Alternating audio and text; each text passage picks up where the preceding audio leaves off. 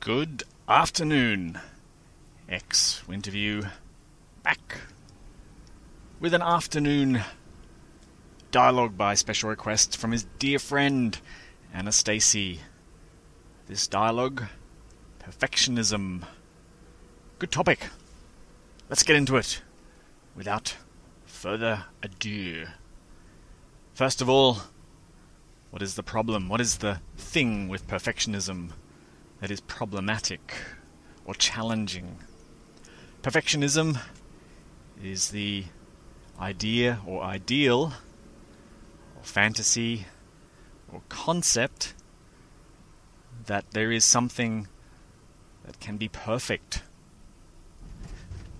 And furthermore, because something can be perfect, one can always be in reference to that imagined state of perfection. This can apply across the board to multiple domains in the world, in the appearance of the world. One good example where we see perfectionism is in body image. People often hold an imaginary concept or idea or ideal about the body and how it could look or should look relative to something called perfection. Some people might hold it for their work, their job.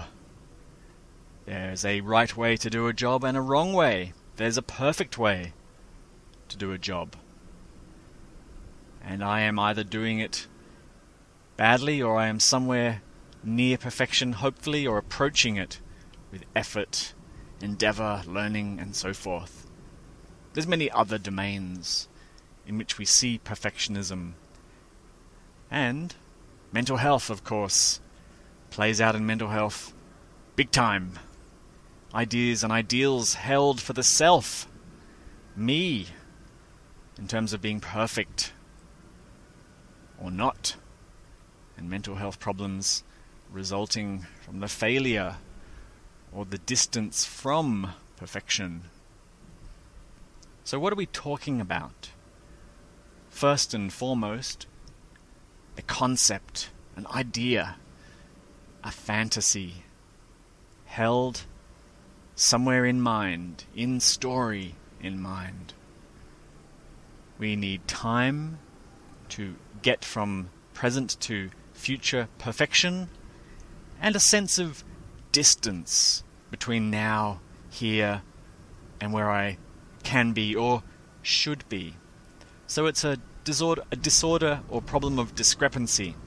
I'm not perfect, therefore I've got a problem.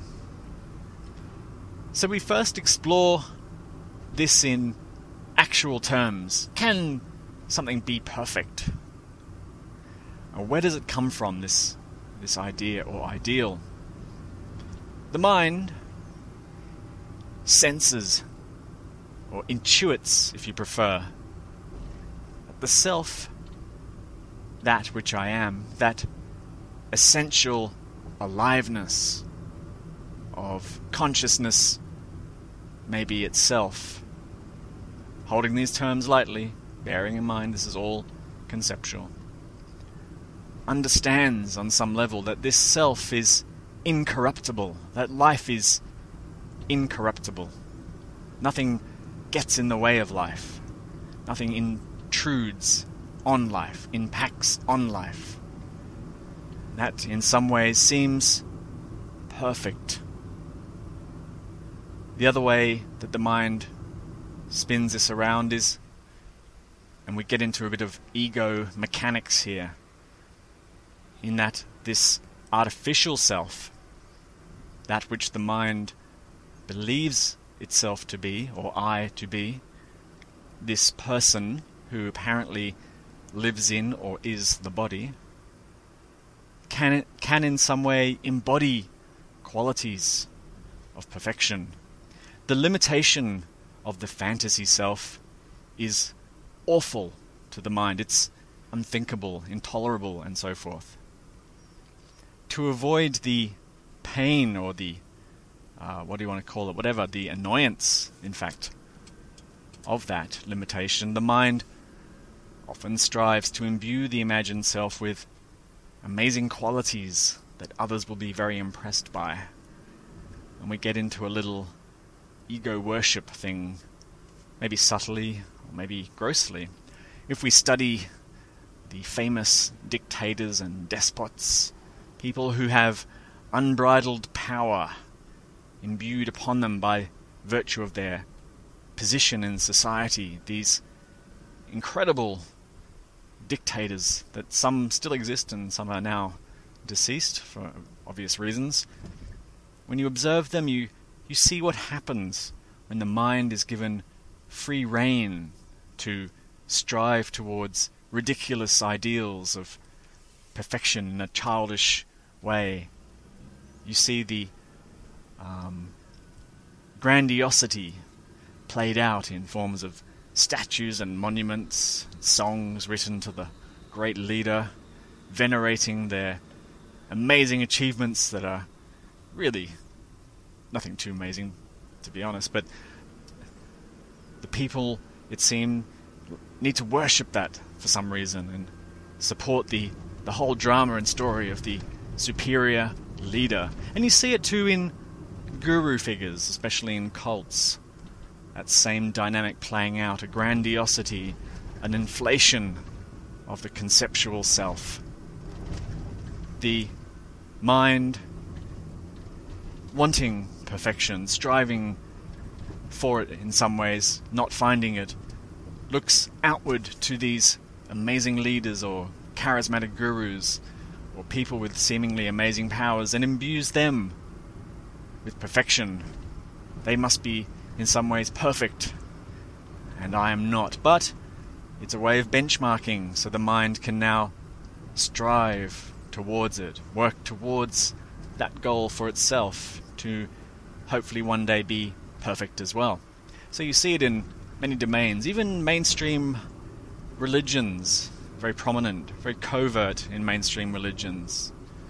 The sense that there is a God, all-powerful, almighty, all-perfect, sitting somewhere in a heaven located above your head, usually, on a throne, made of gold no less, looking down on its creation, and in some way there's a discrepancy there, the amazing perfect God and the flawed, imperfect creation who strive towards godlikeness by different pathways or pursuits, that I one day will be good like my Messiah figure or my God. And all the while it's a wonderful journey for the mind, something to aim for, and the life imbued with a striving for perfection is concurrently, I hate that word now, is also imbued with meaning and purpose. This person striving towards this desire has a life rich and fulfilling in every win and pain in every loss as it works its way towards perfection. And for those people out there who suffer from anxiety disorders, another form of perfection we see is perfectionism, which is on the obsessive-compulsive spectrum, usually, not necessarily, but often, where the mind locks into all manner of wonderful concept that it can perfect and become amazing at, will accept nothing less than the perfectness and strives repetitively, compulsively, obsessively towards it in ways that are very distressing for the individual. We see that with hand washing and contamination concerns, with severe OCD. There's a right way, a correct way to wash the hands in the right order, the right sequence, in the right soap, in the right angle, and so forth. All these incredible nuances imbued on a simple act by the mind. And of course, if it gets it wrong, it's got to do it again, and again, and again, and so forth. And we see that awful affliction of OCD with some people obsessively washing, and the mind is locked in a ridiculous benchmark complete with physical discomfort for failure at the task. And we see that in the clinic where I work quite often, in the world of psychology. So we see perfectionism playing out in many realms, many domains. And the side effects of perfectionism are usually quite debilitating and awful. And the downside of perfectionism is the guilt, the awful, shameful guilt that I'm not perfect, and I'll never be perfect, and everyone else seems to be. And that figure who I worship definitely is perfect, and I will never be perfect. So here we will deviate from our topic for a second and talk about a few little tricks and techniques to neutralize the distress. We know from other dialogues, brief dialogues, that neutralizing the distress often has to do with messing around with the mind's own benchmarking reference system. If the mind thinks there's a perfect thing, the first thing to note is it exists as mental concept only. And mental concept is owned entirely by the individual. So first of all, we recognize that these concepts that we strive towards are ours, and they're not universal. It's a very common idea that I'm striving towards a universal perfection. It's not true. You made it up, and you're now dealing with the consequences of it. When I say you made it up, we'll hold that concept very lightly. It just happened. The next thing to note is that if it's yours and it's in your mind, so to speak, then there's a sense of arbitrariness about it. There's a sense that it could have been anything. I could have chosen anything to be perfect about. Why did I choose looks or work or weight, body weight, or clothing, or why did I choose that particularly? I probably chose it because that's where my vulnerability was. That was what I felt most insecure about. So perfectionism is usually, we find underneath, going down a level, a reaction to an insecurity that one has about themselves. And the idea obviously is I strive against that insecurity, overcome it with betterness, I will be better and feel better, and so forth. Of course, it's ridiculous, but we'll get on to that a bit later. The other thing we can note about perfectionism is there's a narcissistic element, an egoic grandiosity flavor to perfection, in that I'm striving towards what I feel is perfection for me, for my self-improvement, for my betterment, to have a better self. So we can recognize that and not pretend that I'm just doing my bit in society as I'm expected. This is something I'm doing. Next, we look at the ridiculousness of the arbitrariness of perfection. And we ask the mind to consider, well, if one thing is perfect, why can't perfectionism fall across every domain in life? Not just looks, not just work, not just clothes, and not just image and all that. Why can't it be everywhere? Why can't it be perfect car? Why can't I have the perfect houseplant? Why can't I have the perfect Labrador? Why can't I have the perfect mojito? And so forth. And when the mind recognizes that the search for perfection is infinite in scale, it recognizes the futility and the exhaustion. Why can't I have the perfect mess? There's a good one to neutralize the mind. Why can't I look perfectly disheveled and perfectly unkempt? Why can't my breath smell perfectly bad? Why can't my body be perfectly fat? Why can't... and so on and so on. And we neutralize the mind with a little gentle exploration in that way, to see that the single domain that I've chosen was arbitrary and random. I chose it out of many, many domains I could have chosen. And the final thing we like to look at a bit is the egoic flavor. this sense that what I'm really doing is the mind intuits that something is perfect. But the thing that is perfect is beyond description. The consciousness itself, you might say, or prior to consciousness, that unnameable, indefinable something, which is the totality, which cannot be described because the description is the thing itself, is in some ways perfect. The whole manifestation of the universe unfolds perfectly. Nothing impacts on the perfect stillness, calm center of that nothing of self. Nothing at all. And in some ways, that is perfect, you could say. That is perfect. But the word perfect doesn't really fit in a way, because it just is. There's more of an isness about it than a goodness. So we recognize that the mind, naturally, one of the functions is to imbue value on the phenomena that it observes. There's no such thing really in the mind as a neutral phenomenon. We like to think of things as neutral, but really everything has a valence, a bit of negative or positive one way or the other.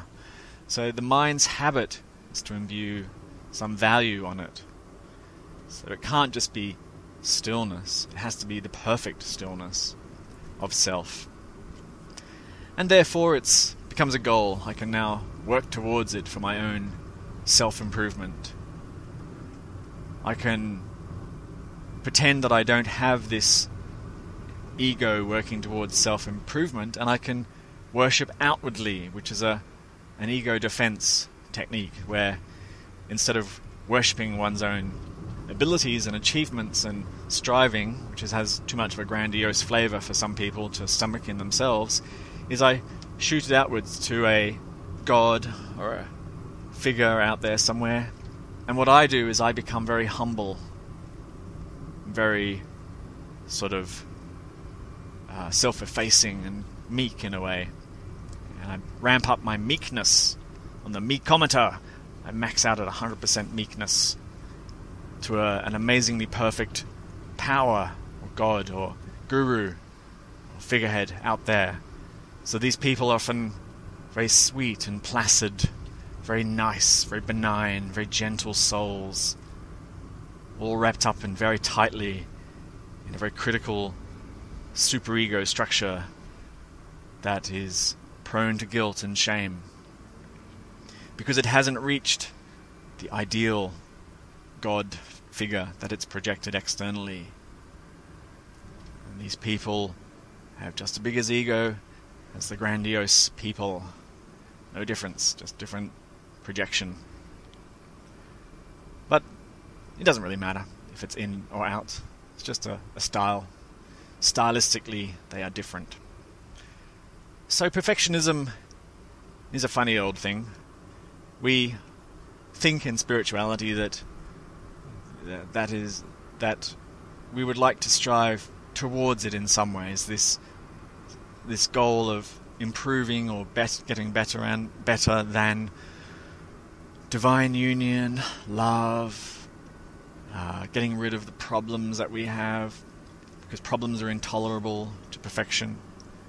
But actually, it's all perfect, or it's all flawed. It's when you examine it down to the nth degree, which the mind tends not to do, we find we've paused in our journey for perfection. We've just landed on something singularly, or a couple of things, and we work towards those. But actually, we shouldn't stop there. We should strive for total perfection across every single little micro facet of our existence. And very quickly, within a matter of seconds, we'll see the futility of that endeavor. It cannot be done. I cannot have perfection in every single domain. Oh my God, what sort of life would that be? And therefore, I will fail and fail and fail again if I try that. And so I could be a failure now, a total failure. And why not?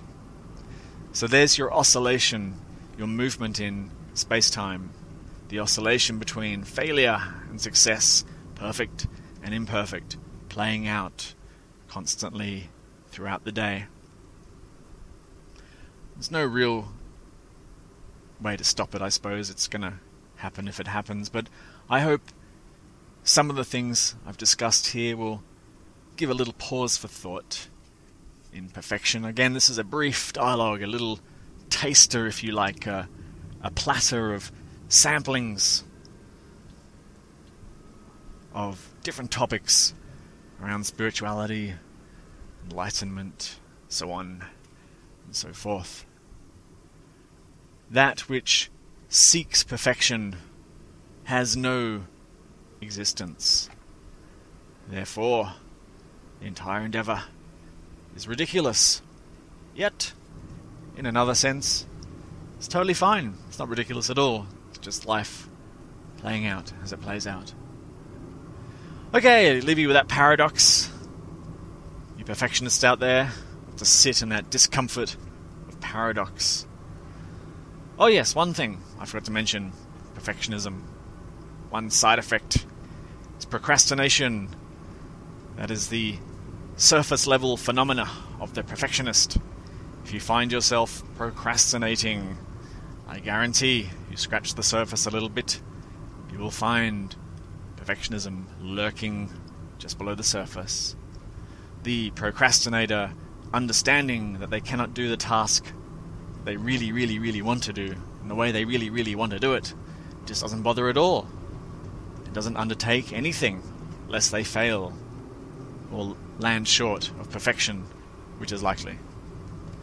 So these people are often found not trying too hard, withdrawing. The procrastinators sit back and make up excuses of why they're not having a go or why they're not going to do this or that. And chronic procrastinators can become quite serious. They become housebound and sit at home and don't really do much because they can't, because it's not perfect. So why bother? So a good remedy for procrastination, losing his words here, a good remedy for procrastination is to do the perfectly mediocre job, the perfectly rushed job. I need to do a perfectly slapdash, careless job perfectly, and then I can go forward. I need to perfectly do something. If I've done something, then lo and behold, I've perfectly done something. Lower the bar, people. Lower the bar. This has been Winterview with a brief, perplexing taster platter on perfectionism for his dear friend Annastacey. Signing off.